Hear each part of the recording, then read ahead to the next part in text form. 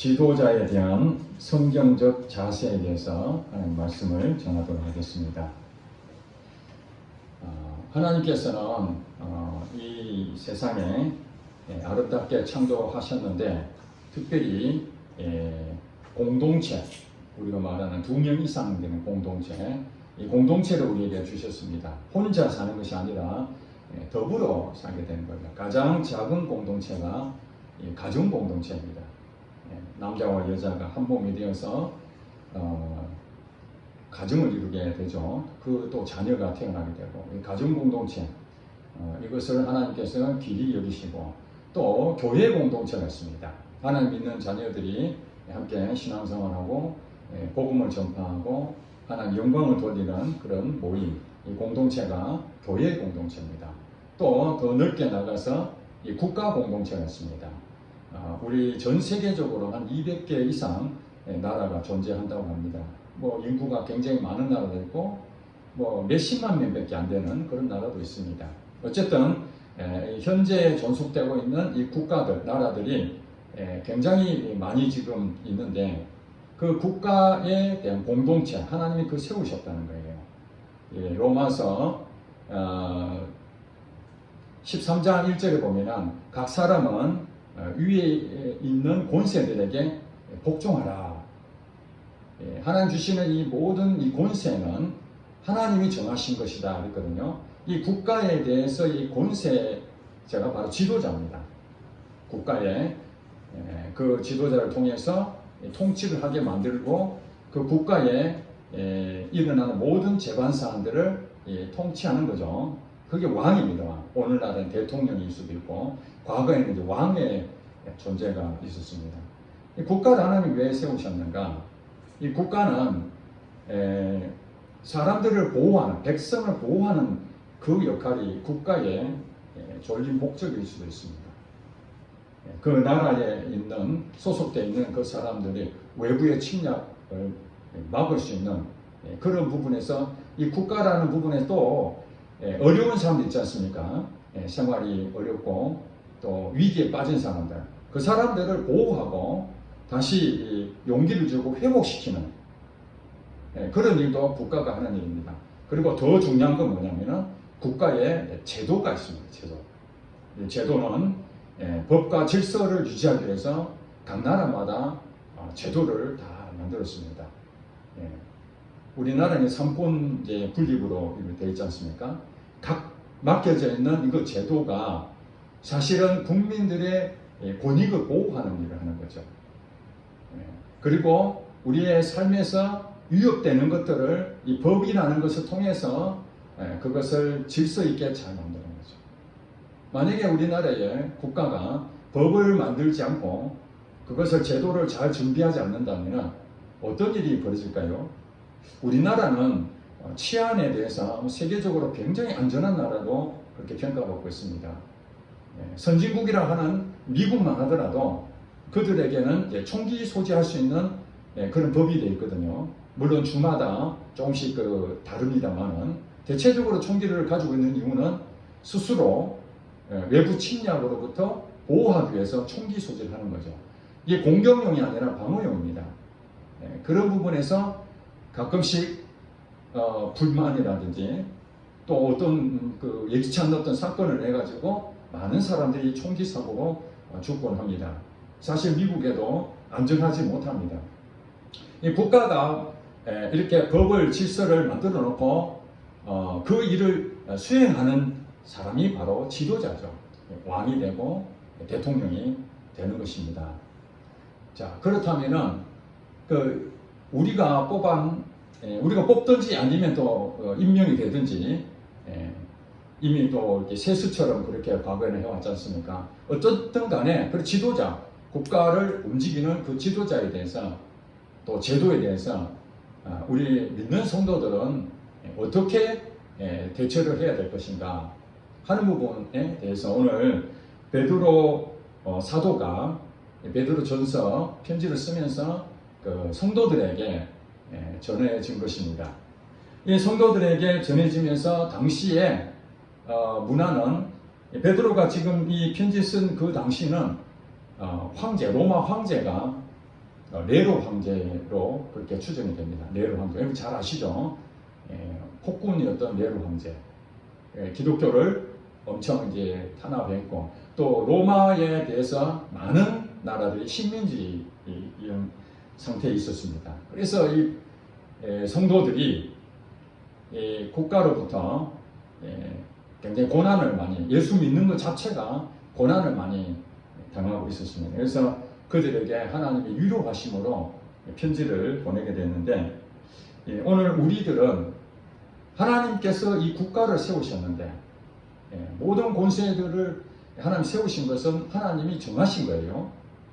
인간이 세웠지만 하나님이 허락해서 그 질서를 유지하기 위해서 나라마다 다 그런 지도자를 세우셨습니다.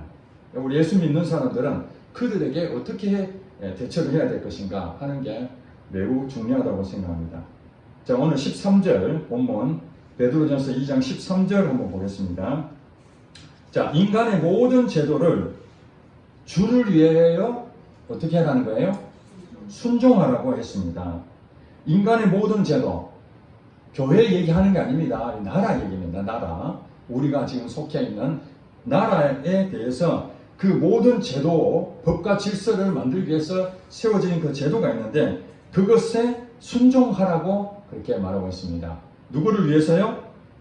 주님을 위해서. 나 자신을 위해서가 아니라 주님을 위해서. 예수 믿는 사람들은 주님의 뜻이라면 아멘 하는 거죠. 주님을 위해서 인간이 세워둔 모든 제도들을 순종하라고 그렇게 말하고 있습니다. 자, 모든 제도의 중심 인물이 있는데 그게 이제 지도자라고 그랬죠. 여기 보니까 이어서 혹은 위에 있는 왕이나, 그렇죠. 모든 제도 혹은 위에 있는 왕이나 같은 얘기죠. 모든 제도에 통치하는 사람이 왕이니까. 여기서 말하는 왕은 당시의 네로 황제를 상징하고 있습니다. 그리고 14절에 보니까 혹은 그가, 이 그는 왕이 이제 왕이죠. 네로 황제. 그가 악행하는 자를 징벌하고 선행하는 자를 포상하기 위하여 보낸 총독에게 하라. 이렇게 되어 있거든요. 자, 로마 그 당시에는 로마 제국 당시에는 로마 황제가 있습니다. 황제가 있고 그 다음에 그 식민지가 있죠. 로마에 속박되어 있던 그 식민지에는 로마 황제가 그 식민지를 다스릴 수 있도록 총독을 보냅니다. 유대인들도 예수님 십자가 달려 돌아가실 때 총독이 있었죠. 누구죠? 빌라도 총독이 있었죠. 그 로마 황제가 유대 나라를 다스리도록 파견하는 겁니다. 그게 총독입니다. 그래서 로마 황제가 자기뿐만 아니라 그 식민 지배를 당하고 있는 거기에 총독을 보내는 그 사람들에게도 어떻게 하라는 거예요? 순종하라, 이렇게 지금 말하고 있는 겁니다. 자, 그런데 여기 중요한 것이 나와 있어요. 자, 왕이나 총독이나 이 지도자들이 하는 일이 무엇인가? 그것이 14절에 그대로 나왔습니다. 악행하는 자를 징벌하고 선행하는 자를 포상하기 위해서 총독을 보냈다고 그랬으니까, 오늘 이 땅에 지도자로 세우는 사람들은 이 땅에 사람을 해하거나 죄를 범한 그 사람들을 어떻게 해야 됩니까? 그 사람들에게 징벌을 해야 되는 겁니다. 이게 국가가 만들어진 제도 안에서 지도자가 해야 될 첫 번째 임무가 뭐냐? 잘못한 사람을 징계를 해야 됩니다. 그 감옥을 만들어 놓고. 왜 그렇게 했습니까? 잘못한 사람들을 그냥 묵인해주면은 사회가 어지러워진 겁니다. 묻지마 살인, 지하철역에서 살인 예고도 하고 이런 부분에 있어서 그냥 국가가 방치하고 가만 놔두면은 시민들이 불안에 떨어서 생활할 수가 없잖아요. 그래서 국가 통치자는, 지도자의 가장 중요한 것은 악행하는 자를 벌을 주는 일을 하는 겁니다. 누구로부터 이임받은 겁니까? 하나님으로부터. 하나님이 직접 하셔야 되는데 이 세상 제도, 그 세워진 지도자를 통해서 하나님께서 잘못된 사람들에게는 징계를 하고 또 선행하는 자에게는 격려하고 상을 줘라. 왜냐하면 좋은 일을 하는 사람들에게 상을 베푸고 칭찬해줘야 우리가 그렇게 살아야 되는구나. 이게 필요한 것이죠. 그렇기 때문에 예수 믿는 사람들은 하나님이 권세자들에게 그것을 위임해 주셨으니까 비록 교회는 안 다니고 하나님을 모른다 할지라도 우리 믿는 사람들 위해서 하나님 세우신 거예요.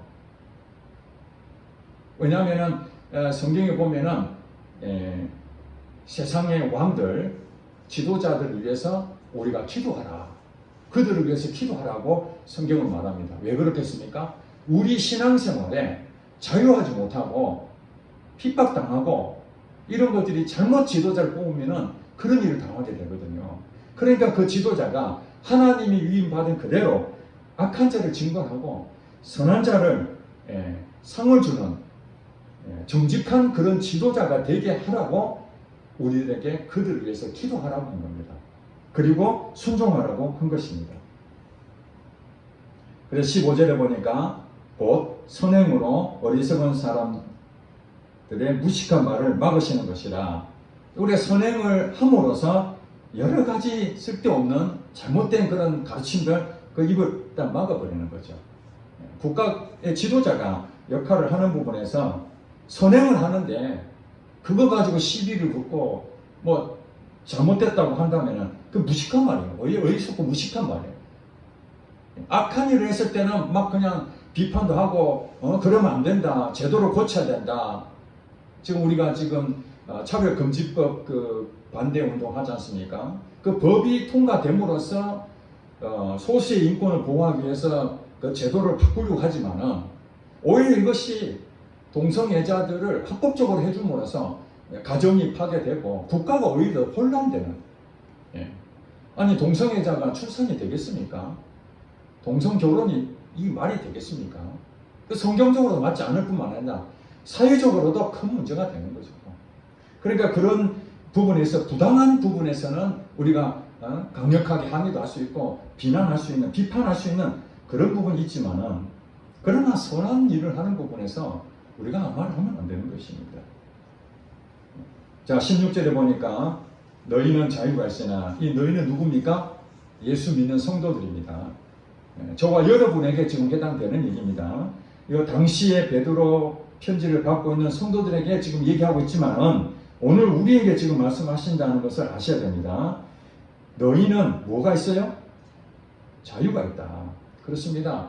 우리가 죄에 묶여서 사실 죄의 노예가 되어가지고 우리 마음대로 살지 못하고 늘 넘어지는 결국에는 이 땅을 떠나면 영원히 지옥에 가야 될 그런 영혼이었는데 예수 그리스도를 통해서 죄 사함을 받고 우리는 죄로부터 이제 자유함을 얻었습니다. 우리의 신분은 마귀의 자녀가 아니라 하나님의 자녀가 되었습니다. 이제 무엇이든 할 수 있는 자유함이 있습니다. 그렇죠? 하나님께서 이 자유의지를 우리에게 주신 것은 너무나 소중합니다. 자유의지를 주었다 하더라도 여러분 만약 감옥에 들어있다든지 아니면 북한 사이에 있다면 자유의지가 있어도 자유가 없잖아요. 자유의지가 있지만 자유가 없는 것은 자유의지를 못 쓰니까 자유가 없는 거나 마찬가지입니다. 하나님께서는 우리를 자유를 주시기 위해서 그분이 직접 십자가를 돌아가신 그 핏값으로 우리가 자유를 얻었거든요. 이 너무 소중한 겁니다. 저는 이 대한민국에 태어난 것이 얼마나 감사하고 그 중에 가장 중요한 게 자유 아닙니까? 어디 가든지 자유롭게 할 수 있는 그것이 있는데 중요한 것은 우리가 자유가 있지만 그러나 그 자유를 가지고 악을 가리는 데 쓰지 마라. 우리가 어떤 일을 악한 일을 행동할 때가 있지 않습니까?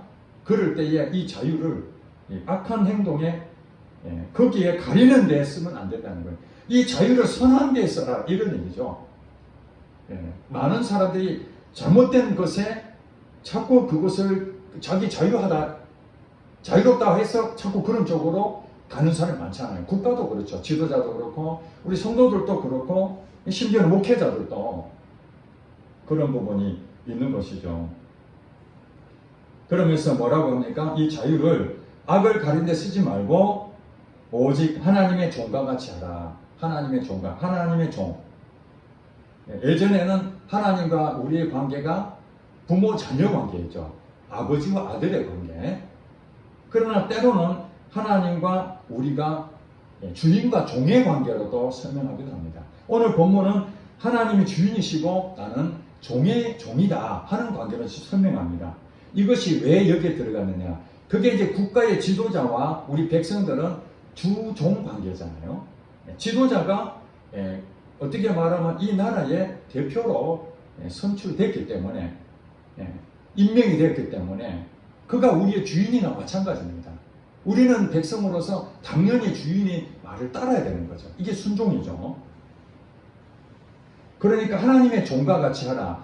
우리 믿는 사람들은 하나님을 주인으로 나의 주인인, 나의 왕이시다. 나의 주인이시다. 그것을 생각하고 주님이 말씀하신 대로 내가 어떻게 됩니까? 순종하는 거죠. 주인이 내게 악한 일을 하시지 않잖아요. 하나님은 다 선한 일을 하시잖아요. 그러니까 하나님이 말씀하시는 것은 내 생각이 틀렸지 하나님의 생각이 틀린 게 없거든요.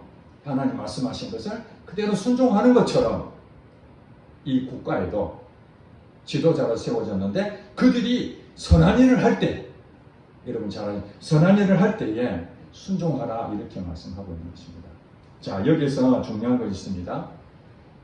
그러면은 국가에 세워진 지도자에게 무조건 다 어떤 일을 하더라도 다 순종해야 되느냐?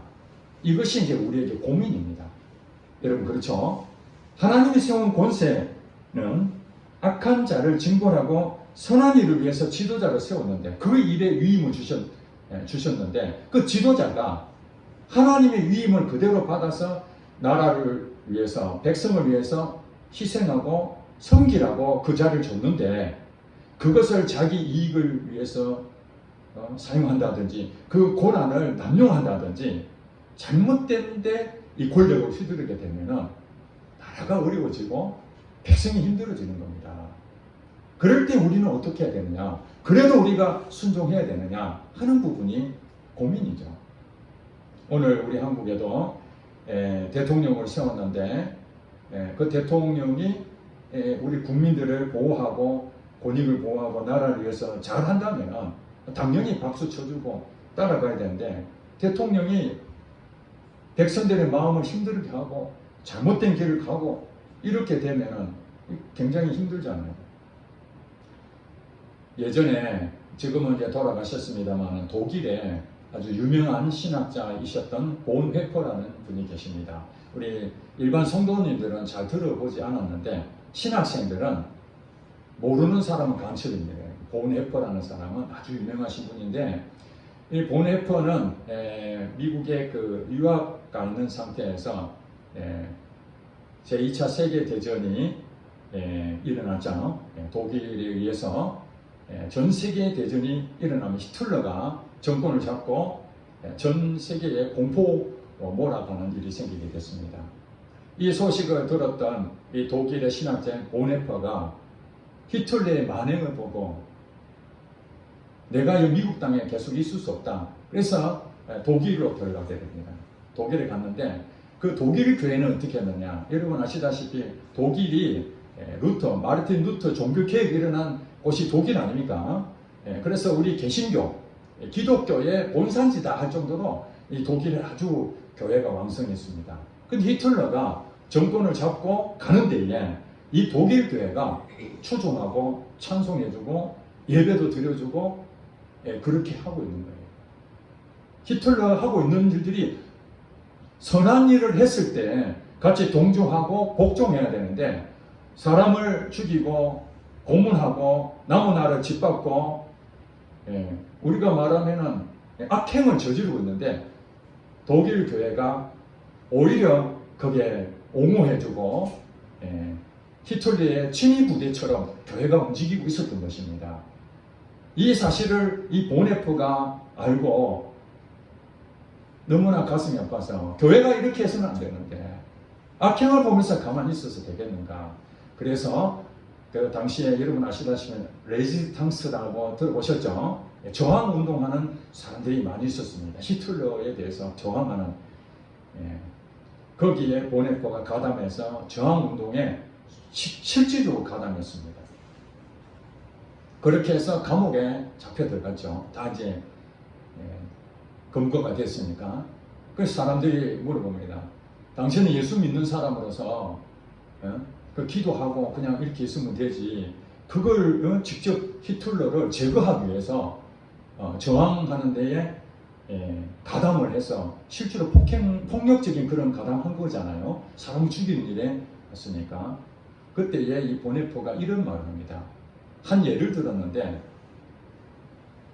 운전자가 있어요. 운전자. 차를 운전하는 운전수가 갑자기 미쳐버려가지고 정신 이상에 대해서 이 차 운전하고 다니면서 길거리에 있는 사람들을 막 치고 있다면은, 그러면 어떻게 해야 되는가? 그저 다치고 쓰러져 있는 사람 보호해주고 병원에 데려다주고 또 다치면은 그를 위해서 목사가 기도해주고 이렇게 해야 되는 게 맞느냐? 아니면은 그 운전대에 폭력적인 그런 운행을 뛰어들어서 그것을 저지하는 것이 맞느냐? 자기는 그 많은 생명을 빼앗는 그 운전사를 저지하는 것이 맞다고 생각해서 히틀러를 제거하는데, 암살하는데 앞장선 것이다. 그렇게 말을 했습니다. 이 문제 가지고 우리 기독교인들 가운데서 참 감론을박이 많습니다. 그럼에도 불구하고 사람을 죽인다는 것, 이 살인 아닌가? 악행한 사람이 하면 무조건 다 살인해야 되는가? 이런 얘기도 있고, 그렇다고 많은 사람의 피해를 보고 있는데 가만히 지켜보는 것도 그게 맞는가? 여전히 무엇이 정답인지를 말하기는 좀 어려운 부분이 있습니다. 우리나라도 아시다시피 일제에 의해서 나라가 침탈을 당했지 않습니까? 그 일본에 의해서 우리가 식민지가 되었는데, 우리 백성들이 많은 고문을 당하고 기독교도 핍박을 당하고 악행을 얼마나 저질렀습니까? 문화를 말살하고 나라 자체를 완전히 송두리째 먹어서 완전히 일본화로 개조시키는 그 일을 할 때에 그 우리 국민들은 우리나라 이런 것도 서러운데 우리의 정체성도 없고 우리를 보호해주지 않는 그 일본 세력을 맞대어서 이렇게 있어서는 안 된다. 그렇게 해서 독립운동을 하지 않습니까? 사실 자기 혼자 편안하게 그냥 남들이 그 일하고 자기는 먹고 사는 일만 해도 잡혀가면 죽으니까. 그렇지 않습니까? 그 독립운동 한다는 그 자체는 이미 목숨을 내걸고 지금 싸우는 일이거든요. 그런 부분에 있어서 독립운동의 그 저항운동들이 참 우리나라에 그 많은 희생자들이 있었고, 또 6.25 사변 때 참 젊은 학도병까지 끌려가서 나라를 지키기 위해서 무고한 피를 흘린 그 대가로 이 나라가 지켜졌지 않습니까? 그렇습니다. 나라가 없으면은 우리 신앙도 사실은 없는 겁니다. 나라가 존재해야 됩니다. 그렇기 때문에 이 나라가 풍전등화 앞에서 우리는 어떻게 해야 되는가? 특별히 이 나라의 지도자를 세운 사람에게 우리는 어떻게 해야 되는가? 선한 일을 하기를 기도를 해야 되는 겁니다. 하나님 주신 그 위임 받았던 것을 다른 데 사용하지 못하도록 하나님께서 세우신 그 지도자가 정말 백성을 위해서 헌신하고 희생하는 그 사람이 되도록 우리는 기도를 해야 되는 것입니다. 그럼에도 불구하고 끊임없이 악행을 저지르고 정말 어떤 생명에 무고한 그런 일들이 일어나게 된다면 우리에게 하나님께서 그 마음을 주실 것입니다. 어떻게 해야 될 것인지. 그래서 우리나라에 기독교 단체 가운데 두 부류가 크게 존재하죠. 진보단체가 있고 보수단체가 있습니다. 이 진보단체는 국가와 사회에 대해서 부당한 일을 할 때 우리는 어떻게 대처해야 되는가? 보네포처럼 나가서 싸워야 된다. 그 제도에 대해서도 강력하게 그것을 차별금지법에 반대되는 것을 할 수 있도록 결기하고 그 데모도 하고 법적인 부분을 막아야 된다. 이 진보단체들이 주로 대부분 하는 일이죠. 보수단체들은 직접적으로 하는 것보다는 하나님께서 역사하시도록 우리는 끊임없이 겸손한 마음으로 나라가 위태롭기 때문에 바르게 하기를 바라는 마음으로 계속 기도하고 용서하고 품고 사랑하고 이런 부분으로 그리스도의 사랑으로 그것을 하는 이런 부분 보수 단체들이 하는 이 색깔이 있습니다. 두 가지가 다 제가 볼 땐 두 가지 다 필요하다고 봅니다. 문제는 뭐냐면은 이것을 정당화해서 과격하게 오히려 그것이 잘못됐다 해서 불을 지른다거나 사회에 더 큰 혼란을 일으키게 된다면 그거는 정말 하나님 기뻐하시는 일인가? 제가 기억으로는 한 20년 더 됐던 것 같은데 이 구미에 당군상 철거 무슨 위원회가 있었습니다. 제가 잘 아는 집사님이 거기에 소속되어 있는데 그분이 이제 전해준 얘기를 제가 들었습니다. 전국 학교에 초등학교에 그 당군상이 다 있었어요. 지금은 있는지는 모르겠는데 과거에 학교마다 당군상을 전부 다 이렇게 만들어 놨습니다. 당군상 이것은 우상이다.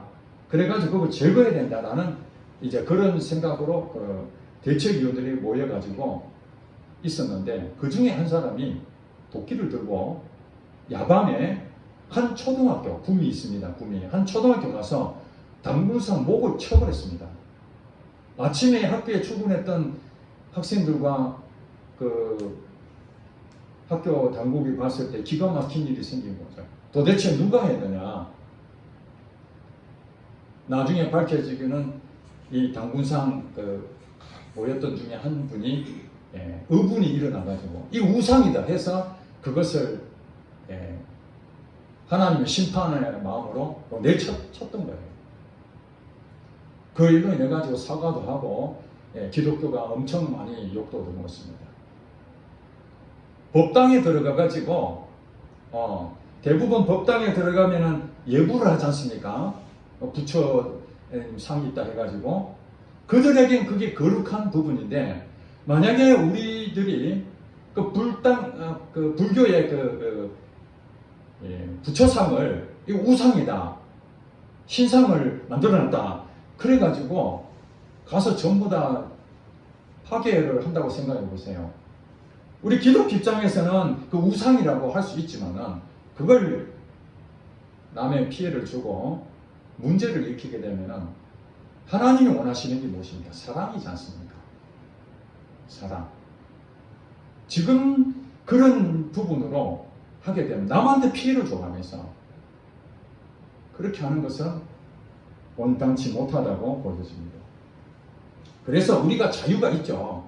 당군상 목을 칠 수도 있고 불상을 내려칠 수도 있죠. 그런 자유가 있죠. 그렇지만 그 자유를 악을 가리는 데 쓴다든지 잘못된 데 쓰면 안 되는 거예요. 하나님의 종으로 생각하고 하나님이 기뻐하실까? 그 생각을 해야 되는 것이죠. 그래서 17절에 보니까 이 자유 즉 하나님의 종으로 하는 이 부분이 무엇인가 하면은 무사람을 공경하며 형제를 사랑하며 하나님을 두려워하며 왕을 존대하라. 이렇게 성경에 나왔습니다. 우상을 섬기지 말라는 것도 나와 있지만은 오늘 본문에 보니까 하나님의 종과 같이 하는 것들이 17절에 무사람을 공경해야 됩니다. 동성애자들을 우리가 어떻게 해야 됩니까? 그들의 행동이 문제지 동성애자들까지 싸잡아서 비난하게 되면 안 되는 것이죠. 형제를 사랑하라 했어요. 그분들을 사랑해줘야 됩니다. 불교 신자들도 사랑해줘야 됩니다. 스님도 사랑해줘야 됩니다. 성경에 그렇게 말을 했지 않습니까? 그들이 잘못된 가르침, 그것이 문제죠.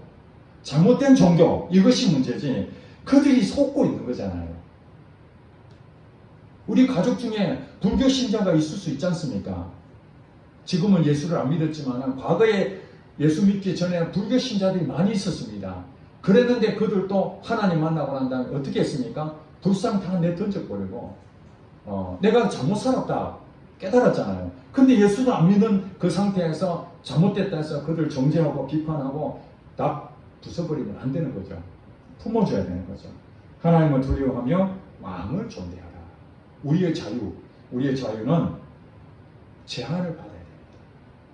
내가 무엇이든지 할 수 있지만 내가 하나님이 종이라는 것 때문에 내가 쓸 수 있는 그 자유조차도 때로는 그것을 제한을 해야 됩니다.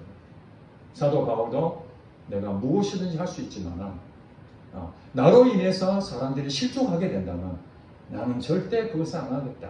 내 자유를 제한하겠다. 이게 그리스도인의 정신이라는 거예요. 그리고 18절부터 이제 국가가 아니라 우리의 일터를 지금 얘기하고 있는 것입니다. 과거에 노예제도가 있었죠.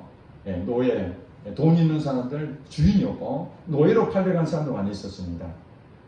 자, 오늘날도 말하면 어떻게 됩니까? 직장이죠. 직장, 일터. 자, 18절부터 보면은 사환들아 범사에 두려워함으로 주인들에게 뭐하라? 순종하라. 선하고 관용하는 자들에게만 아니라 또한 까다로운 자들에게도 그리하라. 이렇게 말하고 있습니다. 자, 여러분 직장 상사가, 여러분 회사 대표가 아주 격려해주고 온유하고 성품이 유하고 관용해주는 그런 상사도 있을 수 있겠습니다. 그러나 또 오늘 본문처럼 까다로운 상사가 있을 수 있습니다. 어떤 할 때마다 매우 이렇게 철저하고 저녁에 일찍 퇴근할 수도 있는데 그거 붙잡아 두고 일을 막 더 시키고 돈은 조금밖에 안 주고 막 이러면 엄청 부려먹고 성격도 좀 참을 수 있는데 그걸 막 함부로 말을 뱉고 막 이런 까다로운 이제 사람이 있을 수 있습니다. 일반적으로는 온유하고 내게 잘해주는 사람한테 순종하는 것은 잘 기본이죠. 그러나 오히려 나에게 까다롭게 대하는 그런 사람들에게도 어떻게 하라는 거예요? 순종하라는 거예요. 그런 사람들에게도. 사람에게는 각각의 성격이 다 다릅니다. 성향도 다 다르고 살아온 배경도 다 다릅니다. 상처가 있는 사람도 있고 때로 너그러운 사람도 있고 매우 까칠한 사람도 있고 우리 가정도 그렇잖아요. 부부간에 남편이 참 이렇게 말 잘 들어주고 싹싹하고 인내심도 있고 배려해주는 그 배우자도 있지만은 하는 것마다 매 꼬치꼬치 따지고 뭐 지적하고 뭐 자기 잘났다 하고 말을 함부로 하고 이 까다로운 이제 남편도 있고 배우자가 있을 수 있잖아요. 어떻게 하라는 거예요? 나보다 더 위치가 있는 지도자 그런 자들에게 어떤 상황이라도 그 사람이 어떤 상황이라도 순종하는 마음을 가져라. 이 기분이라는 거예요. 순종하는 마음을 가져라. 그러면서 19절에 보니까 부당하게 고난을 받아도 어떤 사람한테 부당하게 고난을 받겠습니까? 이 까다로운 사람에게 부당하게 고난을 받죠. 옛날 성경에는 애매하게 고난 받을 일이 아닌데 그냥 억울한 일 당하는 일 있지 않습니까? 회사에서 정해진 시간대로 열심히 일하고 퇴근하려고 그러는데 그냥 뭐 할 일 없는데도 붙잡아두는 애매하게 고난을 당하는 거죠. 내 일을 통제를 받게 되니까. 자, 이런 경우에 됐을 때 하나님을 생각함으로 슬픔을 참으면 이런 아름답다.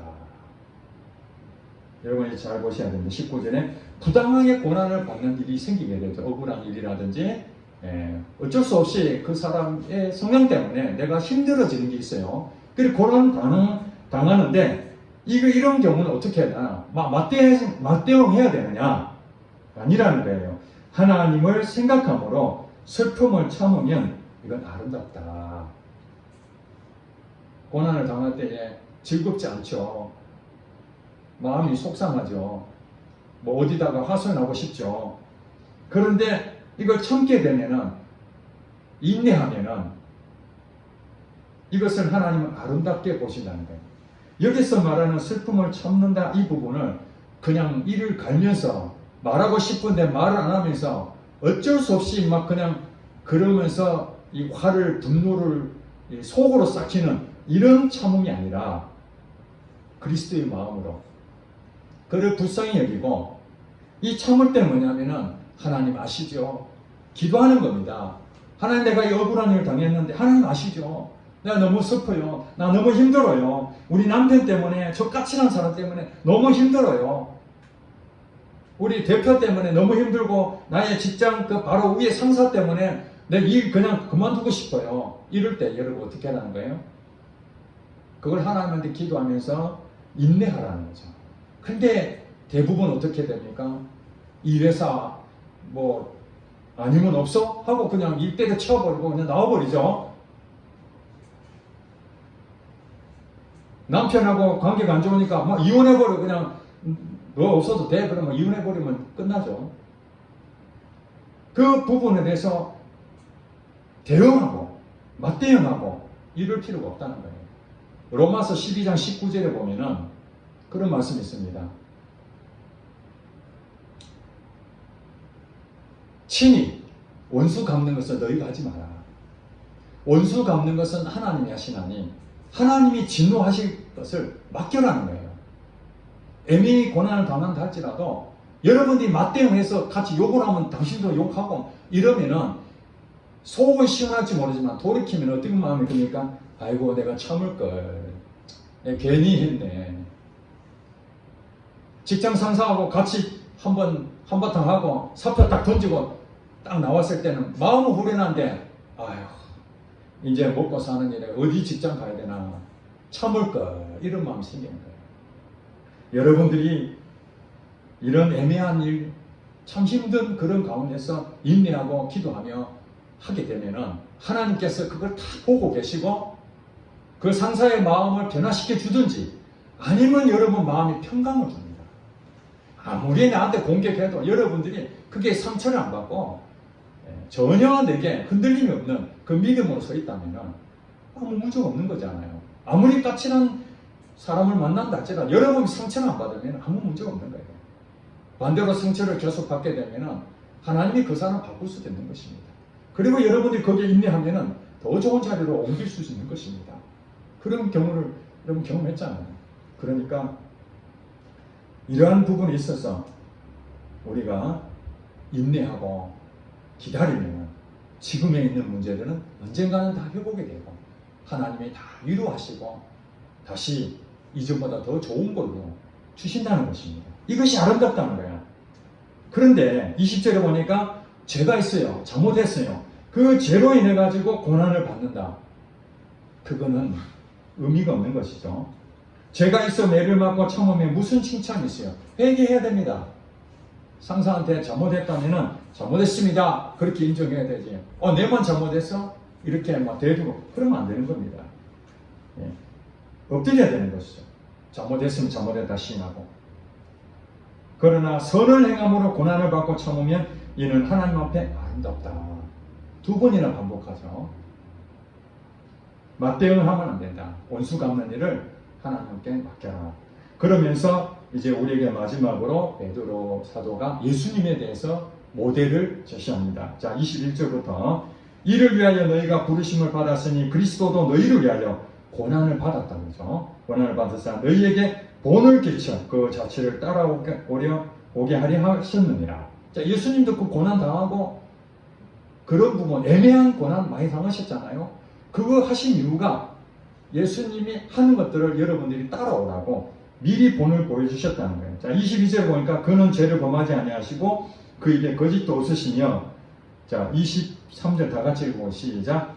욕을 당하시되 맞대 욕하지 아니하시고 고난을 당하시되 유혹하지 아니하시고 오직 공의를 심판하시는 이에게 부탁하시며. 자, 보세요.